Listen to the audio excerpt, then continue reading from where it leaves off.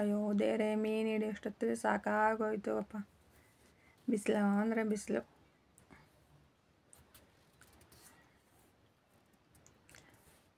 ಮೀನು ಹಿಡಿತಿರೋದು ನಾವಲ್ಲ, ಮೀನು ಹಿಡಿತಿರೋರು ಬೇರೆಯವರು. ಇದನ್ನೆಲ್ಲ ಸ್ವಲ್ಪ ಬೇಗ ಬೇಗ ಮಾಡಬೇಕು. ಸೊ ಅಂತೂ ಇಂತೂ ಫಿಶ್ ಕಬಾಬ್ ರೆಡಿ. ಬನ್ನಿ ಟೇಸ್ಟ್ ನೋಡೋಣ. Hi friends, welcome back to my channel Lakshmi Puneeth lifestyle. Friends, ನನ್ನ ವಿಡಿಯೋದಲ್ಲಿ ಇವತ್ತು ನಾನು ಫುಲ್ಲು ವಿಲೇಜಲ್ಲಿ ಫಿಶಿಂಗ್ ಮಾಡಿರೋದನ್ನ ಹಾಕಿದ್ದೀನಿ. ಸೊ ಯಾರೆಲ್ಲ ನನ್ನ ಚಾನಲ್ನ ಹೊಸದಾಗಿ ನೋಡ್ತಿದ್ದೀರೋ ದಯವಿಟ್ಟು ಚಾನಲ್ ಸಬ್ಸ್ಕ್ರೈಬ್ ಮಾಡ್ಕೊಂಡು ನೋಡಿ. ಹಾಗೆ ವಿಡಿಯೋನ ಎಂಡ್ ತನಕ ನೋಡಿ, ಸ್ಕಿಪ್ ಮಾಡೋಕ್ಕೆ ಹೋಗಬೇಡಿ. ವಿಡಿಯೋ ತುಂಬಾ ಚೆನ್ನಾಗಿದೆ. ಯಾಕೆಂದರೆ ಅಷ್ಟು ಅಂದರೆ ಏನು ಡಿಫ್ರೆಂಟ್ ಆಗಿರೋಂಥ ಒಂದು ಫಿಶ್ನ ನಾವು ಕ್ಯಾಚ್ ಮಾಡಿ ಅದನ್ನು ಫ್ರೈ ಅಂತೆ, ಸಾಂಬಾರಂತೆ, ಹಂಗೆ ಕಬಾಬ್ ಕೂಡ ಮಾಡಿದ್ವಿ. ಇಟ್ಸ್ ವೆರಿ ಟೇಸ್ಟಿ ನಿಜವಾಗ್ಲೂ. ಯಾಕೆಂದರೆ ಫ್ರೆಶ್ ಆಗಿರುತ್ತಲ್ಲ, ತುಂಬಾ ಚೆನ್ನಾಗಿರುತ್ತೆ. ಯಾರೆಲ್ಲ ಫಿಶ್ ಫ್ರೀಯರೋ ಎಲ್ಲರೂ ನೋಡಿ. ಆದರೆ ಫಿಶ್ ಫ್ರೀಯರ್ಗೆ ತುಂಬಾ ಇಷ್ಟ ಆಗುತ್ತೆ ಅಂತ ಹೇಳ್ಬೋದು. ಸೊ ಬೆಳಗ್ಗೆನೇ ನಾನು ನಿನ್ನೆ ಬೆಳಗ್ಗೆ ಸಂಡೇ, ನೆನ್ನೆ ಅದಕ್ಕೋಸ್ಕರ ನನಗೆ ವಿಡಿಯೋ ಅಪ್ಲೋಡ್ ಮಾಡೋಕ್ಕಾಗಲಿಲ್ಲ. ಅಲ್ಲೆಲ್ಲ ನೆಟ್ವರ್ಕ್ ಸಿಗೋಲ್ಲ. ಸೊ ಹಂಗಾಗಿ ವಿಡಿಯೋ ಅಪ್ಲೋಡ್ ಮಾಡೋದು ಸ್ವಲ್ಪ ಕಷ್ಟ. ಸೊ ಈಗ ನಾನು, ನನ್ನ ಹಸ್ಬೆಂಡು, ನನ್ನ ಮಗ ಹೋಗ್ತಾ ಇದ್ದೀವಿ. ಇದು ಬಳ್ಳಪೇಟೆಯಿಂದ 4ರಿಂದ 5 ಕಿಲೋಮೀಟ್ರು ನಮ್ಮ ಹಸ್ಬೆಂಡು ಅವ್ರ ಮನೆ. ಸೊ ಅಲ್ಲಿ ಹೋಗ್ತಾ ಇದ್ದೀವಿ. ನೋಡಿ, ಅಕ್ಕಪಕ್ಕ ಫುಲ್ಲು ಇಲ್ಲಿ ಕಾಫಿ ತೋಟ ಮತ್ತು ಮರ ಗಿಡಗಳೇ ಜಾಸ್ತಿ. ಏಕೆಂದರೆ ಅಲ್ಲಿ ಸ್ವಲ್ಪ ಇನ್ನೂ ಏನೋ ಅರಣ್ಯ ಪ್ರದೇಶನೇ ಜಾಸ್ತಿ, ಅಲ್ಲಿ ಕಾಫಿ ಜಾಸ್ತಿ ಬೆಳೀತಾರೆ. ಸೊ ಹಂಗಾಗಿ ಇಲ್ಲಿ ಕಾಫಿ, ಸಕಲೇಶ್ಪುರ ಅಂದ್ರೇ ಕಾಫಿ. ನೋಡಿ, ಕಾಫಿ ಹೂವು ತುಂಬಾ ಹೂವೆಲ್ಲ ಆಗಿತ್ತು. ಕಾಫಿ ನೋಡೋಕ್ಕಂತೂ ತುಂಬಾ ಚೆನ್ನಾಗಿರುತ್ತೆ. ಬಟ್ ನನಗಂತೂ ಅದ್ರ ಸ್ಮೆಲ್ಲು ಅಷ್ಟಕ್ಕಷ್ಟೇ ಇಷ್ಟ ಆಗಲ್ಲ ಹೂವಿಂದು. ಕೆಲವರಿಗೆ ಇಷ್ಟ, ನಂಗೆ ಇಷ್ಟ ಆಗೋದಿಲ್ಲ. ಘಮ ಘಮ ಅಂತ ಇರುತ್ತೆ ಹೂವು ಎಲ್ಲ. ತುಂಬ ಹತ್ರದಿಂದ ನಾನು ಹೋಗಿ ವೀಡಿಯೋ ಮಾಡೋಕ್ಕಾಗಿಲ್ಲ, ಯಾಕೆಂದರೆ ಲೇಟಾಗಿತ್ತು ಆಲ್ರೆಡಿ ನಾವು ಹೋಗೋಷ್ಟೊತ್ತಿಗೆ. ಸೊ ಹಂಗಾಗಿ ಸ್ವಲ್ಪ ನಾನು ಹಂಗೇ ವೀಡಿಯೋದಲ್ಲಿ ಕವರ್ ಮಾಡ್ಕೊಂಡಿದ್ದೀನಿ ಅಷ್ಟೇ. ಸೊ ಹೋಗಾದ್ಮೇಲೆ ತಿಂಡಿ ರೆಡಿಯಾಗಿತ್ತು. ರೊಟ್ಟಿ, ಹಾಗಲಕಾಯಿ ಪಲ್ಯ, ಅದು ತುಂಬಾ ಚೆನ್ನಾಗಿತ್ತು. ಹಾಗೆ ನಾವು ಚಿಕ್ಕವರಿದ್ದಾಗ ನೋಡಿರೋಂಥ ಒಂದು ಕಾಯಿನ್ಗಳಿವು.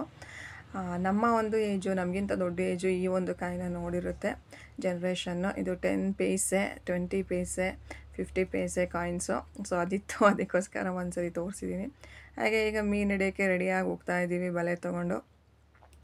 ಬಿಸಿಲು ಅಂದರೆ ಬಿಸಿಲು ಫ್ರೆಂಡ್ಸ್, ಎಲ್ಲೋದ್ರೂ ಬಿಸಿಲು. ಈಗಂತೂ ಬೇಸಿಗೆ ಆಗಿರೋದ್ರಿಂದ ಸ್ವಲ್ಪ ಕೋಲ್ಡ್ ಅಂತ ಹೇಳ್ಬೋದು. ಎಲ್ಲಿ ತೋಟದಲ್ಲಿ ಮಾತ್ರ ತಣ್ಣಗೆ ಅನಿಸುತ್ತೆ, ಯಾಕೆಂದರೆ ಮರಗಳು ಜಾಸ್ತಿ ಅಲ್ಲ. ಹಂಗಾಗಿ ಹೋಗ್ತಾ ಇದ್ದೀನಿ ನಾನು. ಅವರೆಲ್ಲ ಗಾಡೀಲಿ ಬರ್ತಾಯಿದ್ರು. ಸೊ ಹಂಗಾಗಿ ನಾನೊಬ್ಬಳೇ ನಡ್ಕೊಂಡು ಹೋಗ್ತಾ ಇದ್ದೀನಿ. ನೋಡಿ, ಇದು ಅಲ್ಲಿನೂ ಅಡಿಕೆ ಎಲ್ಲ ಬೆಳೆದಿದ್ರು. ಈಗ ಎಲ್ಲ ಕಡೆ ಅಡಿಕೆ ಬೆಳೆಯೋ ಒಂದು ಟ್ರೆಂಡು ಸ್ಟಾರ್ಟ್ ಆಗಿದೆ ಅಂತ ಹೇಳ್ಬೋದು. ನೋಡಿ, ಈಗ ಬರ್ತಾ ಇದ್ದಾರೆ. ಒಂದು ಗಾಡೀಲಿ 4 ಜನ ಕೂತ್ಕೊಂಡು ಬರ್ತಾ ಇದ್ದಾರೆ. ಇದು ಡೌನ್ ಬರ್ಬೋದು, ಅಪ್ ಅಂತ ಹತ್ತಕ್ಕಾಗಲ್ಲ. ಫುಲ್ಲು ಸುಸ್ತಾಗಿ ಹೋಗುತ್ತೆ ಹತ್ತೋಷ್ಟೊತ್ತಿಗೆ. ಇದು ಕೆರೆ. ಈ ಕೆರೆಯಲ್ಲಿ ನಾವು ಮೀನು ಹಿಡಿಯೋಕ್ಕೆ ಅಂತ ಹೋಗಿದ್ದು. ಈ ಕೆರೆಯಲ್ಲಿ ನೀರು 3/4% ಖಾಲಿಯಾಗಿತ್ತು. ಸೊ ಇನ್ನೂ 1/4% ನೀರನ್ನ ಖಾಲಿ ಮಾಡಬೇಕಾಗಿತ್ತು. ತುಂಬ ದಿನ ಆಗಿರೋದ್ರಿಂದ ಅದು ಆ ಕಲರ್ ಇದೆ ಅಷ್ಟೇ. ನೋಡಿ ಇದು. ಆಮೇಲೆ ಈ ಕಡೆ ಎಲ್ಲ ಒಂದೇ ಬೆಳೆ ಬೆಳೆಯೋದು, ವರ್ಷಕ್ಕೆ ಒಂದೇ ಸರಿ ಭತ್ತ ಬೆಳೆಯೋದು. ಯಾಕೆಂದರೆ ನೀರಾವರಿ ಸ್ವಲ್ಪ ಕಮ್ಮಿ ಈ ಕಡೆ. ಹಾಗಾಗಿ ಕೆರೆಗಳನ್ನ ನಾವು ಇಲ್ಲಿ ಮಾಡಿಕೊಂಡು ಅದನ್ನು ಬೆಳೆಯೋದು. ಇದು ನೋಡಿ, ಇದು ನಮ್ಮ ಮನೆಯವ್ರದ್ದು ಒಂದು ಕಾಫಿ ತೋಟ. ಕಾಫಿ ತೋಟದಲ್ಲಿ ಇನ್ನೂ ಇದರಲ್ಲೆಲ್ಲ ಹೂವು ಆಗಿರಲಿಲ್ಲ, ನೀರೆಲ್ಲ ಬಿಡ್ತಾ ಇದ್ದಾರೆ ಅಷ್ಟೇ. ಇದು ಫುಲ್ಲು ಕಾಫಿ ತೋಟ. ಮಧ್ಯದಲ್ಲಿ ಅಡಿಕೆನ ಹಾಕಿದ್ದಾರೆ, ಅಡಿಕೆ ಮರ. ಇನ್ನು ಎಲ್ಲ ಮಿಕ್ಕಿದ್ದೆಲ್ಲ ಕಾಫಿ ಗಿಡಗಳೇ. ನೋಡಿ ಇದೆಲ್ಲ. ಸೊ ಈ ರೀತಿ ಒಂದು ಪೈಪ್ ಕನೆಕ್ಷನ್ ಕೊಟ್ಟು ಅವರು ಎಲ್ಲಿಗೆ ಬೇಕು ನೀರು ಸ್ಪ್ರಿಂಕ್ಲಿಂಗು ಮಾಡ್ತಾರೆ, ಮತ್ತು ನೀರು ಕಾಫಿ ಗಿಡಗಳಿಗೆ ನೀರನ್ನು ಕೂಡ ಬಿಡ್ತಾರೆ. ಸೊ ಇದು ಇನ್ನೂ ನೀರು ಖಾಲಿ ಆಗಿರಲಿಲ್ಲ. ಕೂತ್ಕೊಂಡು ಏನು ಮಾಡೋದು, ಅದಕ್ಕೆ ಕಾಫಿ ತೋಟನಾದರೂ ಒಂದ್ಸರಿ ತೋರಿಸೋಣ ಅಂತ ನಾನು ತೋರಿಸ್ತೀನಿ. ಆಲ್ರೆಡಿ ನಾನು ವೀಡಿಯೋದಲ್ಲಿ ಅಪ್ಲೋಡ್ ಮಾಡಿದ್ದೀನಿ ಫ್ರೆಂಡ್ಸ್, ಅದು ಹಳೆ ವೀಡಿಯೋದಲ್ಲಿ. ಯಾರೆಲ್ಲ ನೋಡಿಲ್ಲ ಅದನ್ನು ಒಂದ್ಸರಿ ನೀವು ಚೆಕ್ ಮಾಡ್ಕೊಳ್ಳಿ. ಹಾಗೆ ನನ್ನ ಮಗ ವೆಯ್ಟ್ ಮಾಡ್ತಾ ಇದ್ದಾನೆ, ಫಿಶ್ ಯಾವಾಗ ಹಿಡಿಯೋದು ಅಂತ. ನೋಡಿದ್ದು ಇನ್ನೊಂದು ಸ್ವಲ್ಪ ಇದೆ ಅಷ್ಟೇ ನೀರು. ಈ ನೀರಲ್ಲಿ ಮೀನು ನಿಮಗೆ ಕಾಣಿಸಲ್ಲ, ಯಾಕೆ ಅಂತಂದರೆ ಅದು ಇನ್ನೂ ನೀರಿದೆ. ಆಮೇಲೆ ನೋಡಿ ತೋರಿಸ್ತೀನಿ. ಸೊ ನೋಡಿ, ಇಲ್ಲಿ ಮೀನುಗಳು ಕಾಣ್ತಾ ಇದ್ದಾವೆ ನೋಡಿ. ಇಲ್ಲಿ ಒಂದೊಂದನ್ನು ಒಂದು 2 kg 2.5 kg ಅಷ್ಟು ಮೀನಿತ್ತು. ಒಂದು ಮೀನು ಅಷ್ಟಿತ್ತು ನೋಡಿ. ಇಲ್ಲಿ ಹೆಂಗೆ ಮೀನು ಒದ್ದಾಡ್ತಿದ್ದಾವೆ ಅಂತ. ತುಂಬ ಇದ್ವು. ಅಂದರೆ ಇವು ದೊಡ್ಡ ಮೀನು ಒಂದು 6 ಇದ್ವು ಅಷ್ಟೇ. ಚಿಕ್ಕ ಮೀನಂತೂ ತುಂಬ ಅಂದರೆ ತುಂಬ ಇದ್ವು. ಅವನ್ನೆಲ್ಲ ತೆಗ್ದು ಪಕ್ಕದ ಕೆರೆಗೆ ಬಿಟ್ಟು ಬಂದ್ವಿ. ಏಕೆಂದರೆ ಅವು ಸಾಯಿಸೋದಕ್ಕೆ ಇಷ್ಟ ಇರಲಿಲ್ಲ. ನೀರಿಲ್ದಲೇ ಬಿಸಿಲು ಸತ್ತೋಗ್ಬಿಡ್ತಾವೆ ನೋಡಿ, ಒದ್ದಾಡ್ತಿದ್ದಾರೆ. ಕೆಸರು ಬೇರೆ, ಯಾಕೆಂದರೆ ಅದು ಹೂಳಿರುತ್ತಲ್ಲ, ಆ ಹೂಳು ತೆಗಿಯೋಕ್ಕೋಸ್ಕರನೇ ಕೆರೆನ ಒಣಗ್ಸೋಕ್ಕೆ ನೀರನ್ನೆಲ್ಲ ಖಾಲಿ ಮಾಡಿರೋದು. ಇಲ್ಲಿ ನೋಡಿ ಮೀನು, ಅದನ್ನು ತೆಗ್ದು ಒಂದು ಡ್ರಮ್ಮಿ ಹಾಕಿದ್ವಿ. ನನ್ನ ಮಗ ತೆಗಿಯೋಕೆ ಹೋಗ್ತಾನೆ ನೋಡಿ, ನನಗೊಂಚೂರು ಭಯ ಇಲ್ಲ. ಮೀನನ್ನ ಇಟ್ಕೊಂಡಿದ್ದಾನೆ, ಹೆಂಗೆ ಒದ್ದಾಡುತ್ತೆ ನೋಡಿ. ಈಗ ಅದು ಆ ರೀತಿ ಅವನಿಗಂತ ಸ್ವಲ್ಪನೂ ಭಯ ಇಲ್ಲ. ಒಂದು ಮೀನು ಸತ್ತೋಗ್ಬಿಟ್ಟಿದ್ದು, ದೊಡ್ಡ ಮೀನು ತಡ್ಕೊಳಕ್ಕಾಗಿಲ್ಲ ಇದಕ್ಕೆ. ಸೊ ಹಂಗಾಗಿದ್ದು ಇಲ್ಲೇ ಸತ್ತೋಗ್ಬಿಟ್ಟಿತ್ತು. ಇನ್ನು ಕೆಲವೊಂದು ಬದುಕಿದ್ವು, ಮನೆಗೆ ತಂದ್ರೂ ಬದುಕಿದ್ವು ಮೀನುಗಳು. ಅದು ಎತ್ತಕ್ಕಾಗ್ತಿಲ್ಲ. ಒಂದೇನೋ 3 kg ಬಂತು ಮೀನು. ಸೊ ಒಂದು ಮೀನೇ 3 kg ಇತ್ತು. ನಾವು ಹೋದ ವರ್ಷವೂ ಹಿಡ್ದಿದ್ವಿ ಆಮೇಲೆ ಬೇಸಿಗೆಯಲ್ಲಿ. ಸೊ ಈ ವರ್ಷ ನೀರು ಖಾಲಿ ಮಾಡಿದ್ವಲ್ಲ, ಹಂಗಾಗಿ ಇಷ್ಟು ಮೀನು ಸಿಕ್ಕಿದ್ವು ನಮಗೆ. ಸೊ ಈಗ ನೋಡಿ ಫ್ರೆಂಡ್ಸ್, ನನಗಂತೂ ಫುಲ್ಲು ಸುಸ್ತಾಗಿ ಹೋಗ್ಬಿಟ್ಟಿತ್ತು. ಫುಲ್ಲು ಹತ್ತು ಬಂದು ಫುಲ್ಲು ಸುಸ್ತು. ಅಷ್ಟೊಂದು ಮುಖದಲ್ಲೆಲ್ಲ ಸ್ವೆಟ್ಟು, ಅಷ್ಟು ಬಿಸಿಲು. ನೋಡಿ ಇಷ್ಟು ಮೀನು ಸಿಕ್ಕಿದ್ವು ನಮಗೆ. ನೋಡಿ ನಮ್ಮ ಮನೆಗೆ ತಂದಾಗ್ಲೂ ಜೀವಂತ ಆಗಿತ್ತು ಮೀನುಗಳು. ಇಲ್ಲೂ ಸ್ವಲ್ಪ ಚಿಕ್ಕದಂತ ಅನಿಸುತ್ತೆ ಅಷ್ಟೇ, ನೋಡೋಕ್ಕೆ ರಿಯಲಾಗಿ ಸ್ವಲ್ಪ ದೊಡ್ಡವೇನೆ. ಒಂದು 3 kg ಏನೋ ಇತ್ತು, ಇನ್ನೆಲ್ಲ 1.5 kg 2 kg ಇದ್ವು. ಸೊ ನಾವು 1-2 ಮೀನು ಅಷ್ಟೇ ಇಟ್ಕೊಂಡಿದ್ದು. ನಾವೇನು ಅಷ್ಟೊಂದು ತಿನ್ನಲಿಲ್ಲ. ಅಲ್ಲಿರೋರಿಗೆ ಯಾರಿಗೆ ಕೊಡಬೇಕು ಅಂಥವ್ರಿಗೆ ಎಲ್ಲ ಸ್ವಲ್ಪ ಕೊಟ್ಕೊಂಡ್ರು. ಯಾಕೆ ವೇಸ್ಟ್ ಮಾಡೋದು ಅಂತ ಅಲ್ವಾ. ಸೊ ಹಂಗಾಗಿ ನೋಡಿ ಈ ಮೀನಿದೆಯಲ್ಲ, ಇದರಲ್ಲೇ 2 ಮೀನಿತ್ತು. ಈ 2 ಮೀನಲ್ಲಿ 1 ಹೆಣ್ಣು 1 ಗಂಡು ಫ್ರೆಂಡ್ಸ್. ಅದು ನನಗೆ ಆಶ್ಚರ್ಯ. ಒಂದೊಂದು ಥರ ಮೀನು. ಇಲ್ಲಿ ಮಾವ ಮೀನನ್ನ ಕ್ಲೀನ್ ಮಾಡ್ತಾ ಇದ್ದಾರೆ. ಸೊ ನಾನು ಹಂಗೇನೆ ಎಲ್ಲನೂ ರೆಡಿ ಮಾಡ್ಕೊತಿದ್ದೀನಿ ಖಾರಕ್ಕೆ. ಇದು ಫಿಶ್ ತವಾ ಫ್ರೈಗೆ, ಆಮೇಲೆ ಚಿಕನ್ ಇದು ಫಿಶ್ ಕಬಾಬ್ಗೂ ಮಾಡಿದೆ. ತುಂಬ ಅಂದರೆ ತುಂಬ ಟೇಸ್ಟಿಯಾಗಿತ್ತು. ನಿಜವಾಗ್ಲೂ ನಾವು ದುಡ್ಡು ಕೊಟ್ಟು ತೊಗೊಂಬರ್ತೀವಲ್ಲ, ಅದಕ್ಕಿಂತನೂ ಟೇಸ್ಟಿಯಾಗಿತ್ತು. ಯಾಕೆಂದರೆ ಆವಾಗ ಹಿಡಿದು ಆವಾಗ ನಾವು ಮಾಡ್ಕೊಂಡಿದ್ದು. ತುಂಬಾ ಚೆನ್ನಾಗಿತ್ತು, ಮಾತ್ರ ಸಖತ್ತು ಚೆನ್ನಾಗಿತ್ತು. ಸೊ ನೆಕ್ಸ್ಟ್ ಇನ್ನು ನೋಡಬೇಕು, ಇನ್ನು ಕೆರೆ ತುಂಬಿಸಿ ಆ ಮೀನು ದೊಡ್ಡವಾಗೋಷ್ಟರೊಳಗೆ ಇನ್ನೂ 2 ವರ್ಷ ಬೇಕಾಗುತ್ತೆ. ಸೊ ನಾನು ಇಲ್ಲಿ ಕಬಾಬ್ಗೆಲ್ಲ ರೆಡಿ ಮಾಡಿ ಇಟ್ಕೊತಿದ್ದೀನಿ. ಯಾಕೆಂದರೆ ಕಬಾಬು ಮತ್ತು ಫಿಶ್ ತವಾ ಫ್ರೈಗೆ ನಾವು ಬೇಗನೆ ಕಲಸಿಡಬೇಕು. ಇಲ್ಲ ಅಂತಂದರೆ ಅದು ಏನೂ ಉಪ್ಪು ಖಾರ ಹಿಡ್ದಿರಲ್ಲ. ಅದಕ್ಕೋಸ್ಕರ ನಾನು ಎಲ್ಲನೂ ಕಲಸಿ ಇಡ್ತಾಯಿದ್ದೀನಿ.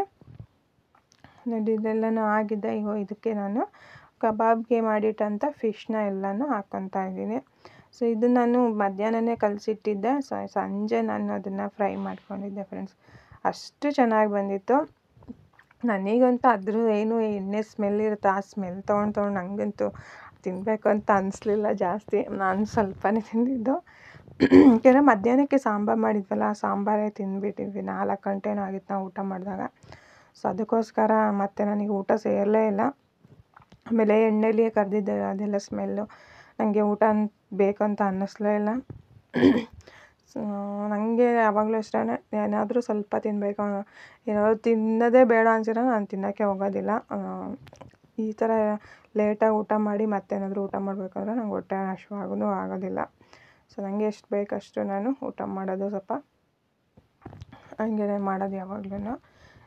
ಇದು ನಾನು ಫಿಶ್ ತವಾಗೆ ರೆಡಿ ಮಾಡಿಟ್ಟಿರೋಂಥದ್ದು. ಸೊ ಇದೆಲ್ಲನೂ ಫಿಶ್ ತವಾಗೆ ಎಲ್ಲನೂ ಹಚ್ಚಿಟ್ಟು ನೋಡಿ ಫ್ರೆಂಡ್ಸ್. ಇದು ಒಂದು ಬಾಳೆಗೊನೆ.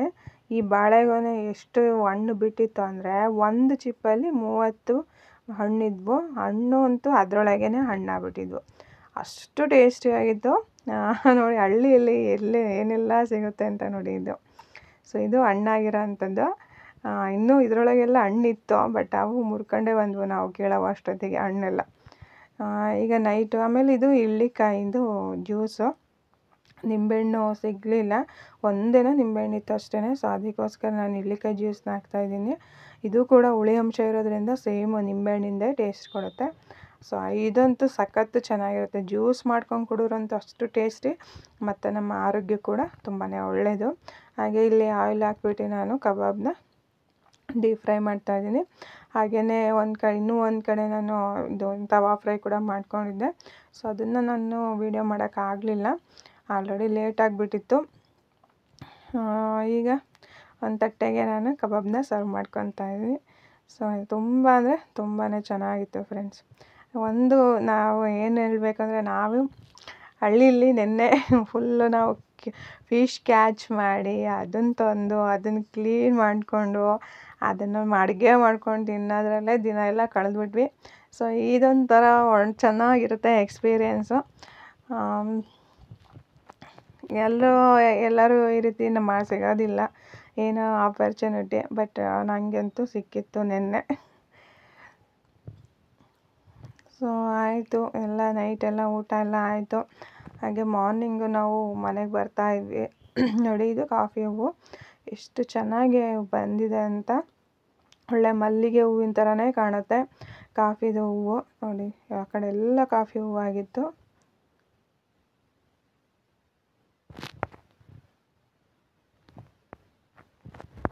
ಸೊ ನೋಡಿದ್ರಲ್ಲ ಫ್ರೆಂಡ್ಸ್, ಇದಾಗಿತ್ತು ನನ್ನ ಒಂದು ಸಂಡೇ ವ್ಲಾಗ್. ಹಾಗೆ ನೀವೆಲ್ಲ ಯಾವ ರೀತಿ ನಿಮ್ಮ ಒಂದು ಸಂಡೇನ ಕಳೆದ್ರಿ ಅಂತ ನನಗೆ ಮತ್ತೆ ಕಮೆಂಟ್ಸ್ ಮಾಡಿ. ಹಾಗೆ ನನ್ನ ಒಂದು ಸಂಡೇ ಯಾವ ರೀತಿ ಇತ್ತು ಅಂತಲೂ ಕಮೆಂಟ್ಸ್ ಮಾಡಿ.